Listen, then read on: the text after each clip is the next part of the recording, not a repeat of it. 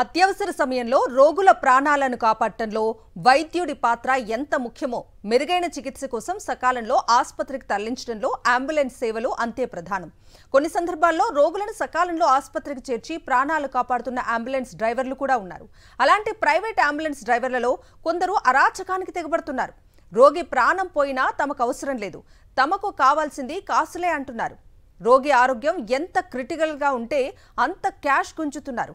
కొందరు private ambulance డ్రైవర్లు ఒకరో ఇద్దరో కాదు, ఇదో మాఫియాలా తయారైంది. ఒక జిల్లా అని కాదు, తెలంగాణ అంతటా ఇప్పుడు ఎమర్జెన్సీ దోపిడీ నడుస్తోంది.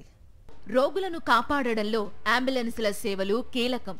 కొన్ని సందర్భాల్లో రోగులను సకాలంలో దవాఖానాకు చేర్చి ప్రాణాలను కాపాడుతున్న అంబులెన్స్ డ్రైవర్లను దేవుళ్లుగా కూడా భావిస్తారు. ఒక విధంగా రోగిని కాపాడడంలో అంబులెన్స్ ఒక సంజీవనే అని చెప్పాలి. ఎందుకంటే అంబులెన్స్ లో రోగి ప్రాణాలను నిలిపే ఆక్సిజన్తో పాటు ప్రాథమిక వైద్యానికి అవసరమయ్యే అన్ని పరికరాలు ఉంటాయి. మందులు, డీఫిబ్రిలేటర్, ఈసీజీ మానిటర్లు వంటివి ఉంటాయి. ప్రాణాపాయ స్థితిలో ఉన్న రోగులకు వైద్యం అందిస్తూనే ఆసుపత్రికి చేరుస్తాయి అంబులెన్సులు. ఇలా ఆపదలో రోగులను ఆదుకోవాల్సిన ప్రైవేట్ అంబులెన్స్ డ్రైవర్లు అరాచకాలకు తెగబడుతున్నారు. పేషెంట్ల బలహీనతను ఆసరాగా చేసుకుని అందిన కాడికి దండుకుంటున్నారన్న ఆరోపణలు వస్తున్నాయి. రోగిని సకాలంలో ఆసుపత్రికి తీసుకెళ్లాల్సిన విలువైన సమయంలో ప్రైవేట్ అంబులెన్స్ ఓనర్లు రోగి బంధువులు, కుటుంబ సభ్యులతో కిరాయి పేరిట సతాయింపులకు దిగుతున్నారు. వారి బాధలు పట్టించుకోకుండా అడ్డగోలు ఛార్జీలు వసూలు చేస్తున్నారు. తెలుగు రాష్ట్రాల్లో వైద్యం ఖరీదైన వ్యాపారంగా మారిపోయింది. అంబులెన్స్ల నుంచి ఆసుపత్రుల దాకా అందరికీ కాసుల వర్షం కురిపిస్తోంది. చిన్న చిన్న రోగాలకు పెద్ద పెద్ద ఆసుపత్రుల చుట్టూ తిరగాల్సిన రోజులొచ్చాయి. ఈ క్రమంలోనే అనారోగ్యంతో ఇంటి నుంచి కాలు బయటపెట్టిన రోగిని అందరూ దోచుకోవాలని చూస్తున్నారు. అంబులెన్స్ నుంచి ఆసుపత్రిలో వైద్యం ముగించుకుని మళ్లీ అంబులెన్స్ లో తిరిగి ఇంటికి వచ్చేసరికి జేబులు ఖాళీ అవుతున్నాయి. కొన్నిసార్లు ఆస్తులు కూడా ఆవిరైపోతున్నాయి. ఒకప్పుడు 100ల రూపాయలకే నయమయ్యే రోగాలు ఇప్పుడు లక్షల రూపాయలకు చేరాయి. ఒక ఆసుపత్రిలో రోగం తగ్గకుంటే మరో హాస్పిటల్ కి వెళ్లాలన్న రోగి ఆలోచన అటు అంబులెన్స్ డ్రైవర్లకు, ఇటు కార్పొరేట్ ఆసుపత్రులకు కాసులు కురిపిస్తున్నాయి. జిల్లా కేంద్రాలు, పట్టణాలు, నగరాల్లోని ఆసుపత్రుల్లో చికిత్స తీసుకునే పేషెంట్లకు మెరుగైన వైద్య సేవలు అందించాలన్న ఆరాటంతో హైదరాబాద్ లాంటి పెద్ద నగరాల్లో దవాఖానాలకు తరలించేందుకు ఎక్కువ శాతం మంది అంబులెన్స్లను ఆశ్రయిస్తుంటారు. ఇదే ప్రైవేట్ అంబులెన్స్ డ్రైవర్లకు కనకవర్షం కురిపిస్తోంది. తెలంగాణ వ్యాప్తంగా ప్రైవేట్ అంబులెన్స్ యజమానులంతా ఒక నెట్వర్క్ లా ఏర్పడి వాట్సాప్ గ్రూపులను ఏర్పాటు చేసుకున్నారు. కొన్ని జిల్లాల్లో ప్రైవేట్ అంబులెన్స్ల వ్యవస్థ మరీ అరాచకంగా ఉంటోంది. ఆసుపత్రుల బిజినెస్ బాగా జరిగే చోటనే ప్రైవేట్ అంబులెన్స్ల సంఖ్య ఎక్కువగా ఉంటోంది. రోగిని ఒక ఆసుపత్రి నుంచి మరో చోటుకు తరలించాలనగానే అంబులెన్స్ యజమానులకు సమాచారం అందుతోంది. వాట్సాప్ నెట్వర్క్ల ద్వారా రోగిని మరో ప్రైవేట్ ఆసుపత్రికి ఎలా తరలించాలనేది ముందే నిర్ణయిస్తారు. ఈ రిఫరల్ దందాలో ప్రైవేట్ అంబులెన్స్ డ్రైవర్లదే కీలక పాత్ర. ఒక్క ముక్కలో చెప్పాలంటే రోగిని ఆసుపత్రికి తీసుకెళ్లక ముందే పిండేస్తున్నారు అంబులెన్స్ డ్రైవర్లు. 4,000 తీసుకోవలసిన చోట 8,000 తీసుకుంటూ రోగిని తొలి దోపిడీ చేస్తున్నారు అంబులెన్స్ డ్రైవర్లు. ఫలానా ఆసుపత్రిలో ట్రీట్మెంట్ బాగుంటుందని మాయమాటలు చెప్తున్న అంబులెన్స్ డ్రైవర్లు సిండికేట్ అయిన ఆసుపత్రికి రోగిని చేరుస్తున్నారు. అటు కార్పొరేట్ ఆసుపత్రి నుంచి కమిషన్లు, ఇటు రోగి నుంచి ట్రాన్స్పోర్ట్ ఛార్జీలు వేలకు వేలు దండుకుంటున్నారు ప్రైవేట్ అంబులెన్స్ డ్రైవర్లు. వైద్యో నారాయణ హరి. పేదవారికి అందని ద్రాక్షల వైద్యము కానీ అంబులెన్స్లు కానీ తయారవుతున్నాయి. ఈరోజు పేదవాడు తెలిసి తెలియక అంబులెన్స్లని ఆశ్రయిస్తే వాడు అంబులెన్స్ల వాళ్ళు అధికంగా అక్కడ హాస్పిటల్ నుంచి కమిషన్లు కానీ డాక్టర్ల నుంచి కమిషన్లు కానీ పొంది అధిక మొత్తంలో కమిషన్లు పొంది పేద ప్రజలను రోగులను బాగా బాధించే విషయం ఇది. ఒక రోగి తెలిసి తెలియక అంబులెన్స్ని ఆశ్రయిస్తే వాళ్ళు ఏం చేస్తున్నారంటే వాళ్లకు ఎక్కడైతే కమిషన్ వస్తుందో ఆ యొక్క హాస్పిటల్కి తీసుకుపోవడము, ఆ వాళ్ళకు సంబంధించిన డాక్టర్ దగ్గర తీసుకుపోవడము, రోగి తెలిసి తెలియక వేలకు వేలు, లక్షలు లక్షలు తన ఒక ఇంటిని అమ్ముకున్న పరిస్థితి ఏర్పడుతుంది. కాబట్టి ప్రభుత్వము వీటిపైన చర్య తీసుకొని అంబులెన్స్ల యొక్క అక్రమ వసూళ్లను అరికట్టి ఎవరైతే ఇటువంటి చర్యలు చేస్తున్నారో వారిపైన కఠినంగా శిక్షించి వారిపైన చర్యలు తీసుకొని పేదల పక్షాన నిలబడి వాళ్లకు వైద్య సహాయము మరియు రవాణా సౌకర్యము కల్పించాలని కోరుతున్నాం. అంబులెన్స్ లో basic life support, advanced life support, ICU ambulances ఉంటాయి. కిలోమీటర్కు ఇంత ఛార్జ్ అనే నిబంధన ఏది ప్రైవేట్ అంబులెన్సులకు లేదు. అంబులెన్స్ రకాన్ని బట్టి అందిన కాడికి దోచుకోవడమే పనిగా పెట్టుకున్నారు. 10 కిలోమీటర్ల దూరానికి అంబులెన్స్ రకాన్ని బట్టి 5 నుంచి 10,000 వరకు వసూలు చేస్తున్నారు. ఇక మృతదేహాలను తీసుకెళ్లాలంటే రెట్టింపు ఛార్జీలు తీసుకుంటున్నారు.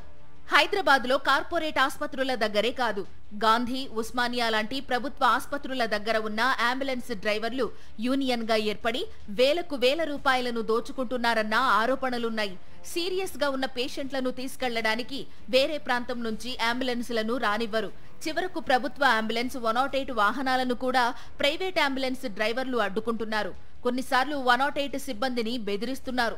చావు బతుకుల మధ్య ఉన్న తమ వాళ్లకు ఏమవుతుందోనని గుండెల నిండా బాధతో రోగుల బంధువులు ఉంటే శవాల మీద పేలాలు ఏరుకున్నట్లు కాసుల కోసం వేధిస్తున్నారు కొందరు ప్రైవేట్ అంబులెన్స్ డ్రైవర్లు. తమ అంబులెన్సుల్లోనే వెళ్లాలని, తాము అడిగినంత ఇవ్వాల్సిందేనని పేషెంట్లను నిలువు దోపిడీ చేస్తున్నారు. ప్రాణాపాయ స్థితిలో ఉన్న పేద రోగులను ఆస్పత్రికి తరలించడం కోసం దివంగత మహానేత వైఎస్ఆర్ 108 వాహనాలను ప్రవేశపెట్టారు. ఎక్కడైనా ప్రమాదం జరిగినా, వ్యక్తి ప్రాణాపాయ స్థితిలో ఉన్నా 108కి కాల్ చేస్తే రైమంటూ వచ్చే వాహనాలు రోగుల ప్రాణాలు కాపాడేవి. 108 పేరు చెప్పగానే వైఎస్ఆర్ గుర్తుకు వస్తారు. మహానేత హయాంలో తీసుకొచ్చిన 108 వాహనాల సేవలు ఆ తర్వాత కాలంలో దేశంలోని చాలా రాష్ట్రాల్లో ఆయా రాష్ట్రాల ప్రభుత్వాలు 108 సేవలను తీసుకొచ్చాయి. ఓసారి అసెంబ్లీ సాక్షిగా కేసీఆర్ ఆరోగ్యశ్రీ పేరు మార్చమని, 108 సేవలను కొనసాగిస్తామని ప్రకటించారు. అంతటి అద్భుత సేవలు అందించిన అంబులెన్స్లను సరిగా నిర్వహించకపోవడంతో ప్రైవేట్ అంబులెన్స్ డ్రైవర్ల దోపిడీ పెరిగిపోయింది. వైఎస్ఆర్ లాగా ప్రభుత్వ అంబులెన్స్ల సేవలను పెంచితే ప్రైవేట్ అంబులెన్స్ మోసాలు తప్పక తగ్గుతాయి. ఇమ్మీడియట్లీ తక్షణం స్పందించాలని అప్పుడు ముఖ్యమంత్రి వైఎస్ రాజశేఖర్ రెడ్డి గారు 108 అనే అంబులెన్స్ని ఇంట్రడ్యూస్ చేసింది. మీకు తెలిసే ఉంటుంది, రాజశేఖర్ రెడ్డి గారు చాలా సభలలో కూడా ఎవరికి ఏ ఆపద వచ్చినా, ఏ ప్రమాదం జరిగినా కూడా కుయ్ అని ఒక 108 అనే వాహనం మీకు అందుబాటులోకి తీసుకొస్తున్నా అని ప్రజలకు బాహటంగా చెప్పింది. తదనంతరం దానికి అత్యధికంగా నిధులు కేటాయించి వాహనాలని సమకూర్చారు. తెలంగాణ రాష్ట్రంలో చాలా బాగా సేవలు ఉండే. ఎక్కడ యాక్సిడెంట్ జరిగినా వ్యక్తులకు ఫస్ట్ గుర్తొచ్చేది 108 ఫోన్ చేయండి. అది రాజశేఖర్ రెడ్డి గారు మహానుభావుడు ఆయన చేసింది. రాజకీయాలకు అతీతంగా చెప్తున్నా. దాన్ని ప్రైవేటు అంబులెన్స్ వాళ్ళు మూకుమ్మడిగా కుమ్ముక్కయ్యి కార్పొరేట్ హాస్పిటళ్లతో కుమ్ముక్కయ్యి వాళ్ళు తీసుకొని గవర్నమెంట్ హాస్పిటల్ తీసుకుపోగా వాళ్ళ సొంత వాహనాల్లో వేసుకొని ప్రైవేటు హాస్పిటల్లో తీసుకెళ్ళి కమిషన్ల కోసము ఇదంతా. ఈ విషయం మరి అందరికీ తెలుసు, ఇది ఆఫీసర్లకు తెలుసు, ప్రభుత్వానికి తెలుసు, అంత తెలుసు. నేనేమంటున్నా, దాని మీద ఒక కమిటీ వేయండి. కమిటీ వేసి ఎక్కడికక్కడ ప్రైవేట్ అంబులెన్స్లు ఎవరైతే ఈ విధంగా దౌర్జన్యంగా దోచుకుంటున్నారో వాళ్ళ మీద తక్షణం చర్యలు తీసుకోండి.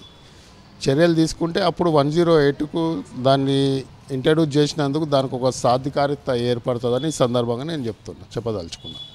అంబులెన్స్లతో ఆదాయం బాగా వస్తుండటంతో కొందరు అక్రమార్కులు ఒకే నంబర్ ప్లేటుతో 2-3 వాహనాలను నడుపుతున్నారు.